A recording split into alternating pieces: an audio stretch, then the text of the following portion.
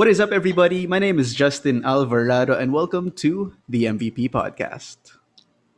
Hi guys, I'm your co-host Myko Garcia, and today we have a special episode.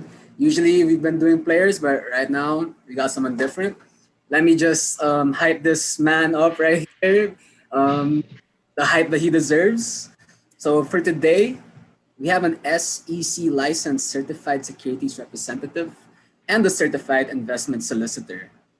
He's also a Bloomberg certified financial markets professional, and he appears on the show on ANC called Market Edge, where he provides a stock market outlook with Kathy Yang. And now um, he serves as the business development section head of Mindanao for First Metro Securities. So from that, guys, you probably have an idea of what we're talking about today. We're going to talk about stocks, and of course, let me introduce the man himself, Sir Robbi Samson. Hi, Sir Robbi. Hello everyone. Hello guys. Thanks for having me here. So it's great to be here. It's an honor to be invited here, guys. So thank you. Yeah, thank you so much for coming on. Um, we had a lot of great feedback from the workshop, and Mm, we had a comment from some people na they wanted to learn more from you in particular, actually. And we thought, that's a great idea.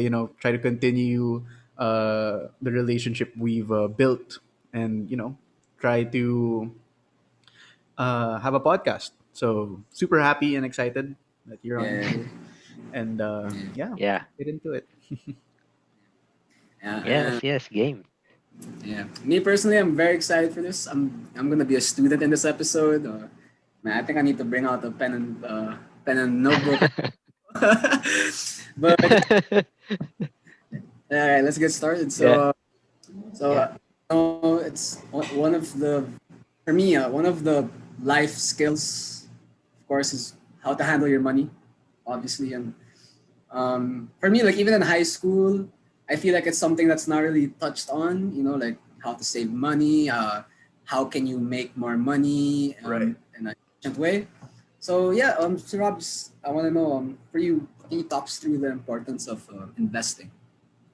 Yeah, so actually it's for me it's nice to see that people guys your age now. So I'm not that old, but yeah, and Yeah. guys your age are definitely younger than me. It's nice to see that you're already getting started with knowing more about investments, because investments for me are so important to the point na I think actually everyone should be doing it. So it really Right. doesn't matter where you invest, as long as you have this mindset that you're constantly looking to increase your net worth, you're constantly looking to acquire assets, and that's very important, especially here in the Philippines, no, na we want to be able to provide not just for ourselves in the future, but we're very close knit with our families, di ba? We want Right. to, as much as possible, help as many people as we can when we make it, no, when we make it big, kumbaga.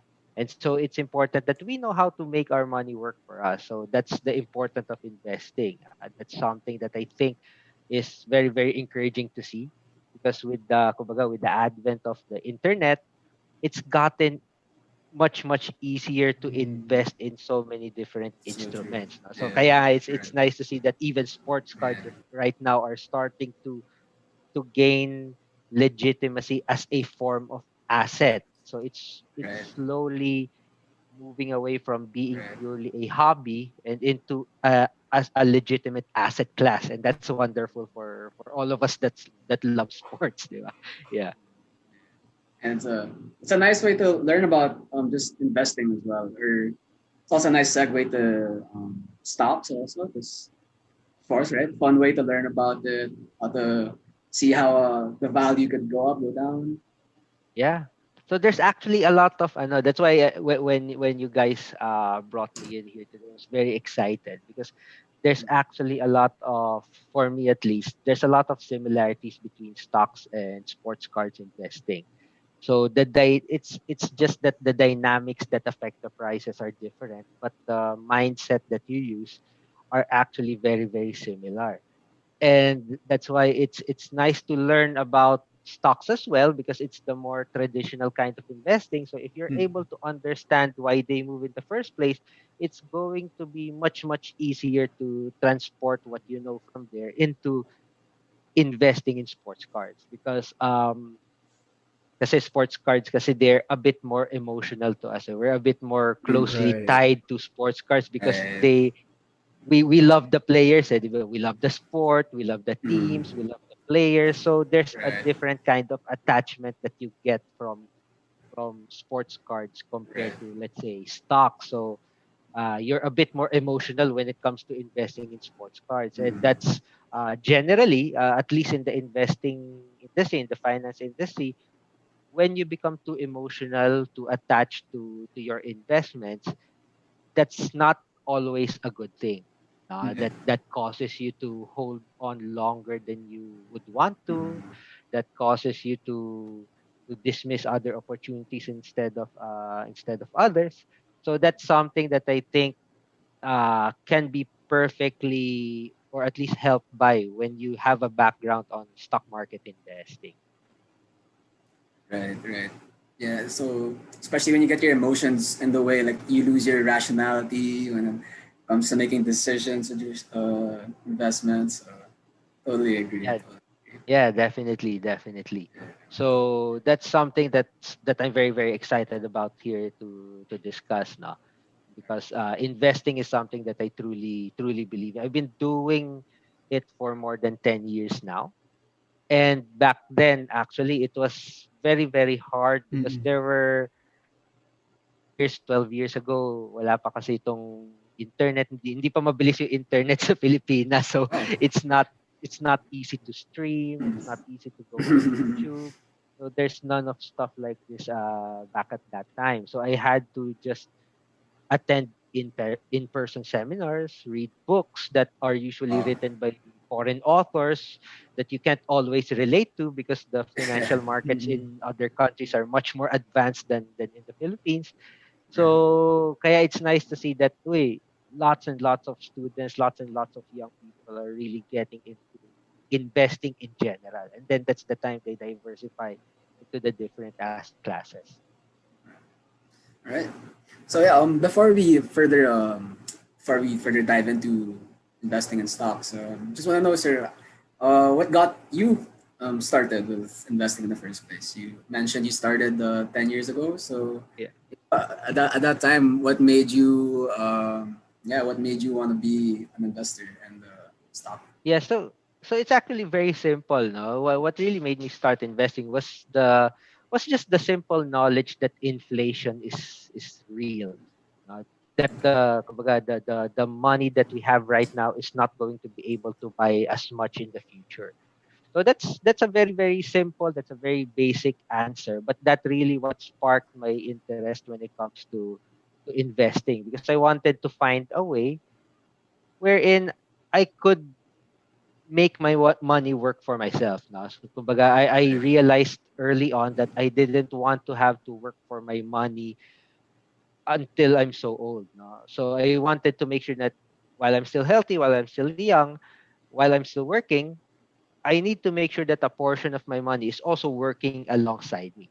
So that when the time Right. comes Right. that I want to retire, I want to, do Mm-hmm. fun stuff that I've been able to do when I'm still working, I would be able to do so easily. I wouldn't have to worry too much. I'd actually be able to enjoy my Right. retirement years, travel or Right. whatever it may be that I want to do back there, or get into a hobby or stuff like that. Right. So that has been the center of my thinking when it comes to investing back then. I really wanted to make sure that my money wasn't sleeping in a bank account, Yeah. especially since Like it's a so passive income. accessible.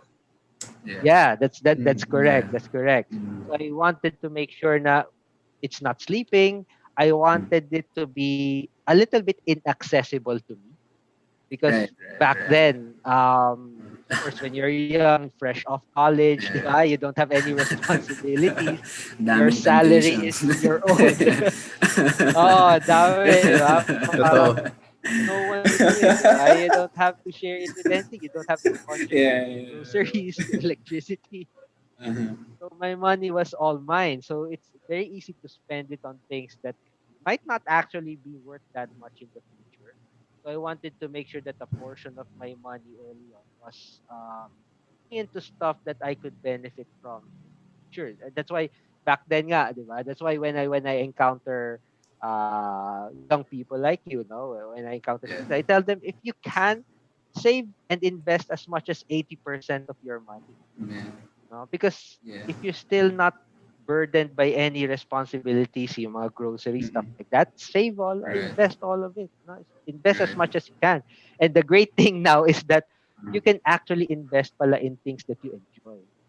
Diba? That's something that I've recently learned na, oh, I can make investing in sports cards a thing pala talaga. So Mhm. it's a much more fun way of investing. I see.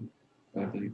And especially for people our age, like as soon as you graduate, like it's just so difficult. Like once you reach that point, it's that point where you've been like working your life. That I finally have my own money. I can buy whatever I want. It's very attainable now. So yeah. So so yeah, since we've been talking about investing Yeah, and that's correct. yeah, yeah. We've been talking about investing, and for sure, I think you mentioned it earlier. There are a lot of vehicles for investments. There's sports cards. There's real estate. The new cryptocurrency. Even art. Like people invest in art nowadays. But for you, Sir Robbie, what's the advantage of stocks per se against all the other vehicles? Well, for me, one of the biggest advantage of stocks is the liquidity it offers. No? So Right. it's very very easy to get in and out of investing in the stock market. Number one, you don't need a lot of money. So for even for as low as 1,000 pesos, you can already invest in really really companies in the Philippines. Number two, the companies that you can invest in are very very visible. They are something Mm. that you patronize. They're something that you can see, that you can determine whether it's performing well or not. So there's a certain level of comfort, no, when it comes to investing in something that you are sure of. So of course, I'm not discounting crypto because I even trade cryptocurrency naman din. But there's just something different about stocks in the sense that these are companies that you've probably known and loved for so long. Diba? It's like the Jack and Jills, the Ayala Lands, the SMs.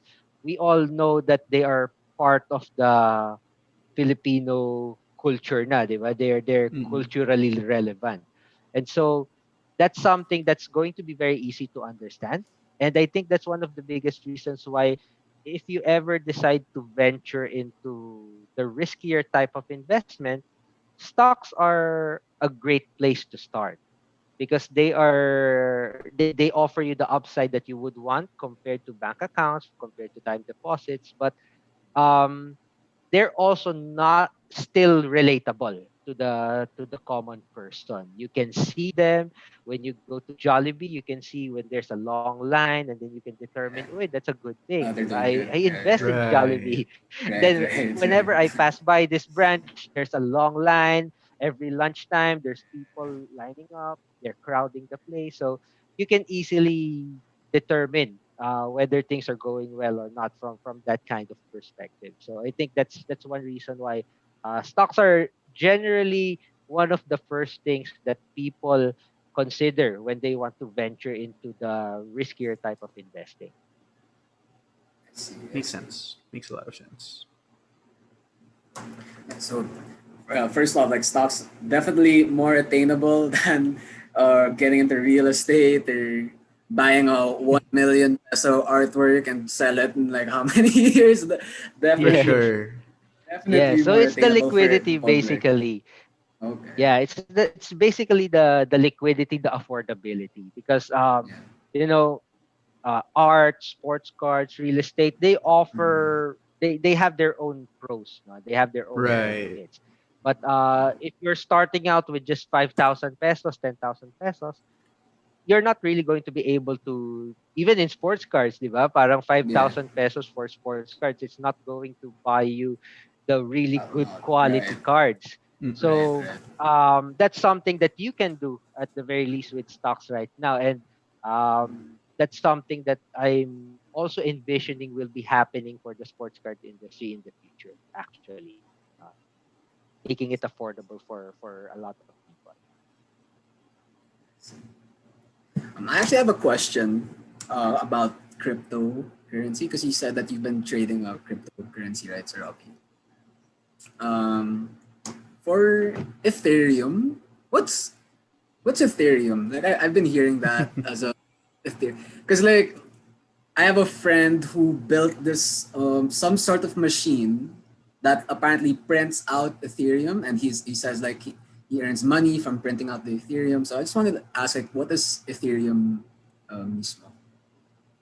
If you yeah.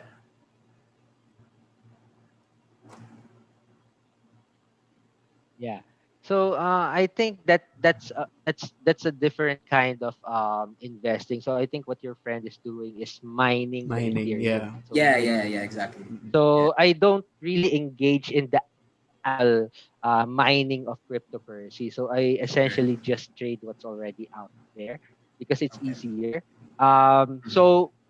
When it comes to my crypto trading, I mostly rely on technical analysis. So it's essentially just reading the price charts, which you can actually also do for sports cards. Right. So you just read the price charts, you trade it for the short term. So that's what I do. That's why I'm not necessarily an expert when it comes to the utility of the other cryptocurrencies. So I don't Okay. know what Ethereum is used for. I don't know how you're. I don't know where to use it. I don't know how to use Ethereum, but I do trade Ethereum because Okay. when you look at the The val- price charts, you can easily identify whether it's going to go up or down. And Mm-mm. that's I where I see. I come in. see. I trade what I see on the charts, but I don't mine them, and I don't know the utility of most Mm. other cryptocurrencies besides Bitcoin. Right. Okay. It's I see. well, from my understanding, at least on a surface level, full disclosure, I have Ethereum as well, but it's more of a long term investment for me. But um, it's interesting to me because a lot of people say it's like the second player to Bitcoin, um, but Okay. it's a bit of a different dynamic. Like to put it briefly, at least from my understanding, Bitcoin's more of a digital currency. So basically, it's its own, US Yeah. dollar, its own US Philippine peso, ganun. But for Ethereum, it's more of not exactly the monetary value, but the the, the system itself.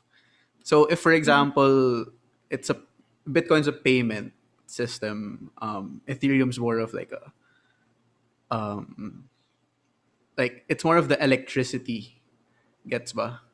Like Like the thing that makes it running. Like the thing that like makes it run. yeah, Yeah. it's the Yeah. thing that makes it run, something like that. Yeah, like that's Gets. a Okay. bit Okay. of I see. I see. a Yeah, I see. I see. I see. simplified Nice, nice. description, I would say. Yeah. But yeah, just Yeah. to Yeah. Cause. well, that's my understanding. Yeah. Nice. I Okay. didn't know that. Yeah. Nice, nice, nice. Yeah. Yeah, because for me, I thought Ethereum was something like gluten. You know how like you buy healthy food and they're gonna say it's gluten free, but then like a good number of people don't even know what gluten is. So Right, right. that's how I saw. So that's why I wanted to ask like what's Ethereum mismo? Because Yeah, yeah. Cryptos are a bit complicated. But yeah, from my basic knowledge, that's what I understood when I was yeah, doing my okay, research. Yeah. okay. So I see. yeah, Wow. Okay. That's nice. so I didn't know that. Very basic, but yeah, I try. and okay, so we talked about different vehicles and importance of investing. So as a beginner, like myself, very raw. I'm sure a lot of people are interested in investing and are just as raw as I am. So, can you give us like a good tip or a good strategy when you're going in for any investment or you're gonna start investing in something? Yeah, sure. So the first thing that you need to do when coming into any kind of investment is knowing what moves prices. So you need to understand clearly what causes prices to go up or down for this particular asset class. So that's something that you need to always ask, because you need to know, because you're coming in as an investor. That means you're looking to make money from this particular asset class. And so if you kumbaga, it's automatic that if you decide to buy it, you're already expecting that it's going to go up in value in the future. So you need to make sure, you need to be very clear that you understand what are the exact factors that could cause this asset class that I'm investing in to go up in value in the future. So and that's the basic principle for any investment, but the reasons or the factors that cause them to move are different for every asset class. So when we break it down that way, um, for me at least, it makes it easier. It makes it less intimidating than it actually is, because now you understand. Oy, that's all I need to do. Pala. I need to get down to the nitty gritty of what causes prices to move. Because at the end of the day, it's always going to be supply and demand. Di ba? Yeah, That's yeah, yeah. always going to be the Definitely, reason. So definitely. what makes people want more? Diba? What makes people Mm, more I willing to see. pay higher and higher prices for whether it's stocks or real estate or sports cards?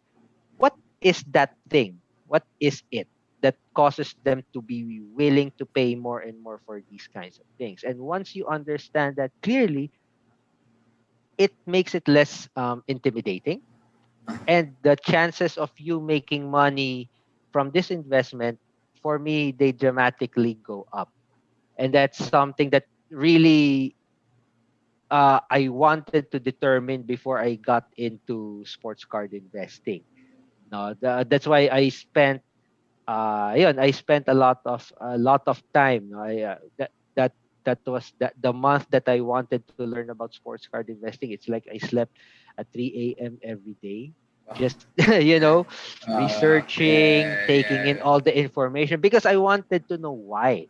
Because I yeah. knew, because I had to determine what are the differences between playing in a fantasy league versus sports Mm. card investing, Yeah, because yeah, the dynamics are different. They're both Right. NBA definitely, related, but the dynamics are definitely, so different. So I definitely. wanted to know exactly what do I need to know about this Yeah. thing that that can cause me to make money from this endeavor, stuff like that. That's interesting. So it's more of like looking at external factors of the certain stock more than really like analyzing the story of the stock. Because from my understanding, like one reason why people invest in stocks is because like that certain stock has their own story, what they're known for. But then a good tip is to look at external factors that would affect the performance of that certain stock and a certain Yeah, certain business yeah. or whatever it is, right? Okay, I see. Yeah, that's correct. No, it's the narrative. Yeah, Narrative yeah, plays a role in Mm. what cause in whether a stock's price goes up or down. But the narrative will always support something.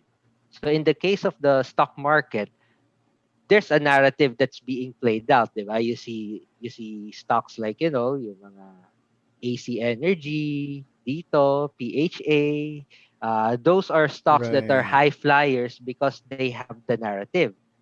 But if you look closely behind that narrative, what's the common thing amongst all of them?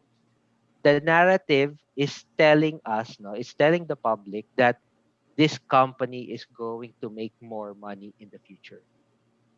So yun. Regardless of what the narrative is, it could be the acquisition of a new company, it could be the opening of a branch abroad, it could be the signing of franchise agreement. It could be the technical launch of the service. All of those things, those are the narratives. Those are the color of the story. But at the end of the day, each one of those is bent is fully focused on the company making more money in the future than it is today. Or in the case of, for example, in the case of Dito, it's not making money now, and this news will allow it to make money in the future. So, kumbaga, lagi lang siya bumabalik doon sa, will this news allow the company to make more money in the future, or not? Because if the narrative is there, but it's not going to cause people to believe that, it's not going to make money in the future, usually it dies down very, very quickly. That's why you see stocks sometimes that shoot up in price, and then the next day, or even sometimes within the same day, they go down. Because there's a narrative, but people do not believe that it's going to lead to more money in the future for that company. So when it comes to investing, yun yung, kumbaga, that's something that we need to be able to determine quickly and clearly, is what causes prices to go up or down for this particular asset class. So maybe in crypto, it's the utility. No, how likely is it going to be utilized in the future? What's the adoption rate for this particular crypto? Diba? Will the general public use it more or not in the future? So pwedeng possible na yun yung major catalyst for crypto. So regardless of all the events surrounding this particular asset class, it all boils down to whether people are going to use it more by in the future or not. So parang ganun siya. So I that's see. something I think that's yeah. Thank you so much for watching. If you dig that video, please don't forget to click the like button and subscribe to our channel. And last but not least, don't forget to click the notification bell so you don't miss out on any video.